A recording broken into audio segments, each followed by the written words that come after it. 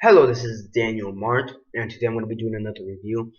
This time around, I'm going to be doing a review for Love and Mercy. Basically, it's the Brian Wilson story, the Beach Boys story, or what happened to the Beach Boys and Brian Wilson, to be more specific. Um, so yeah, this movie stars John Cusack as the future Brian Wilson, or the Brian Wilson from the 80s, and Paul Dano as Brian Wilson from the 60s. It also stars Elizabeth Banks, Paul Giamatti, Dee Wallace, Jake Abel, Kenny Wormland, Jonah Goings, um, Brett Davern, whatever, Diana Maria Riva, Graham Rogers, Aaron Drake. Let's see who else is important to the cast here. Um, Jonathan Slavin, um, Johnny Sneed, and that seems the the well needed cast, or the main part of the cast. So yeah, before I begin though, 10 second spoiler warning as usual for those who have yet to actually watch. For those who have yet to watch the movie and haven't already, stop the video, go check it out, and come back here and watch the rest of this review. 10 second spoiler warning as usual, starting now.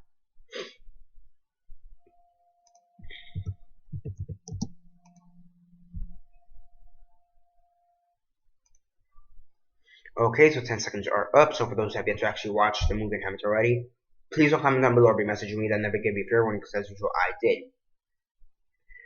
Um. Okay. So basically, as usual, quick synopsis, likes and dislikes, and then narrate. So basically, in this movie, it goes back and forth from both the 60s timeline and the 80s timeline. So I'm gonna split it up into the two timelines. So I'm gonna start off with the 60s. So basically, in the 60s, you see Brian Wilson, and it's basically the start of the Beach Boys. And I'm gonna be honest, I'm not that huge of a fan of the Beach Boys. I like some of their music, Good Vibrations, Surfing USA. Um, that's about it. I think there's one more song, whatever. So I'm not that big of a fan of Beach Boys. I'm gonna be honest. Um, okay. So you have in the 60s, you have Paul Dano, who portrays Brian Wilson, and basically it's him with his and with what seemingly starting. He's starting the Beach Boys. And he's basically doing all these records and whatever. His dad's like his manager. For the most part, his dad's like the manager for the band. And during the start, you get to see how his mind works to a sort of extent. Basically, he has like, I guess, schizophrenia. I guess he has schizophrenia or something like that. He's got basically this mental condition, which they explain in the 80s timeline, when this just for the 60s sake. He has like this mental condition that I want to say schizophrenia. And it's just him being really focused on the Beach Boys, the whole album. I think it's a Pet Sound album. I want to say. It's basically him just focusing on that alone. Him being, I don't want to say he's an misanthrope indoor shut-in. But that's basically how he's acting. He's kind of just rejecting the rest of the band members, the Beach Boys. Only being with them when he really needs to. And yeah, and after to a certain extent, he's talking with his dad, and his dad kind of just sells the rights to every single Beach Boy every song they've ever done up until then. And the Paul Dano, he's actually a pretty good actor. I really didn't, to be honest, I really didn't like him in 12 Years a Slave. I thought he was kind of a little bitch. I didn't really like him in Amazing Spider-Man 2. I thought he was again a little bitch. Here, he's actually not a bitch. He's actually a real fucking character. Um, yeah, because in 12 Years a Slave, he was just a white trash hick, which I mean, I thought he was an asshole, and that was pretty good in 12 Years a Slave, and I guess that's what he's supposed to portray of an asshole, but he was just annoying because he was singing this song that was just annoying to live shit out of me. So I didn't really like his character. I think that was the point, to a certain extent, in 12 Years a Slave. Amazing Spider-Man 2 comes around, he becomes Green Goblin. I really didn't give a shit about his character. Now we're here. He's actually a fucking character that I actually do appreciate. I actually do like. So yeah, I think he does a real good job of actually portraying Brian Wilson and his problems, and his mental condition. There's this one scene which the sound mixing and the sound editing also do help in that scene, but I'm still gonna point it out, where he's like eating with his family and friends, and he's just focusing on all the sounds, on the clicking clicks and clanks of the plates and the forks and knives and spoons and whatnot, until he just loses his shit. And it's, to some extent, it is hilarious because I guess it's hilarious until you realize why he's losing his shit. Like, oh shit, I feel kind of an asshole because I'm not because of his misery. Again, love and misery or love and mercy is whatever. So yeah, I mean, overall, I thought it was actually a pretty good aspect for the '60s. Really did like it. Go to the '80s where you have John Cusack, and he's full-blown schizophrenic in this at this point, or whatever disease he has, mental disease or mental disorder he has, and basically you have Paul Giamatti who portrays his therapist or psychiatrist Laddie, and he's basically abusing the living shit out of this guy, John Cusack. Oh my gosh. Again, he's a great actor. Not one of my favorites. I'm gonna say that, but he's not one of my favorite actors of all time. But I will say, I still give him credit. He's a fantastic actor. Um, so yeah, it's him just to be portraying this character who's kind of just down and under, who has like these mental problems. I feel like he did a great job. Now, who's better, Paul Dano or John Cusack? I would have to say that John Cusack is better at the role because of what he because he has to deal with the mental conditions. He's already full blown. He's kind of like it's better. Also with Randy, the therapist Landy, or King Dick of the World, as I like to call him, portrayed by Paul Giamatti. Again, Paul Giamatti, not one of my favorite actors, but again, a really incredible character actor. Nevertheless, and I really did like him in that role. Also, you have Elizabeth Banks as his girlfriend at this point, or fiance, or whatever. So yeah, and Elizabeth Banks, for me, she's kind of hit and miss in my opinion. For me, Elizabeth Banks is hit and miss. And I think here she was a hit in my opinion because she's portraying this guy's girlfriend who's trying to help him, and this Landy guy just really doesn't give a shit about him.